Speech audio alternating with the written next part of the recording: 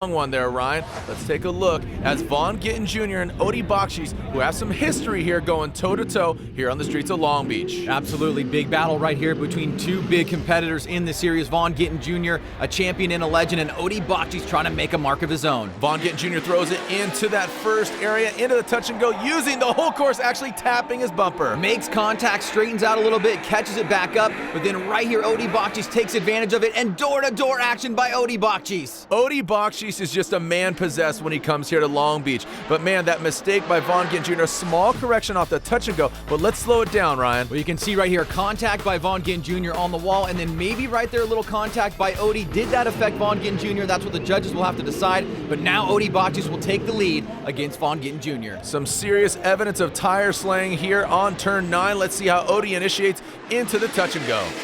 Coming out aggressive, trying to transition, going deep into this first outer zone. He kind of misses it a little bit, gives Vaughn Gittin Jr. an opportunity. Yeah, kind of about the same distance off of each clip as Bakchis, but with Vaughn Gittin Jr. making that mistake, how are the judges going to perceive that first run? So Vaughn with the wall hit in run 1, possibly with some contact that may have affected Vaughn Gittin Jr. The second run, not a lot of action. Let's see what the judges have to say.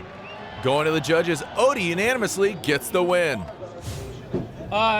You know, I was ready to push really hard, and coming out of the first turn, I was following Vaughn, and I think he had the intention of pushing it really hard because he went ahead and collided in the K-rail a bit, and that threw him offline. I had to actually back up a little bit because his car kind of was swinging right in front of me. And from there on, I just focused on sucking back up. I knew that was a big deduction for him. So when we switched around, the Nitto tires just hooked the car up on my lead. Everything went flawless, and just try to keep it off the wall somewhat, and everything worked out good.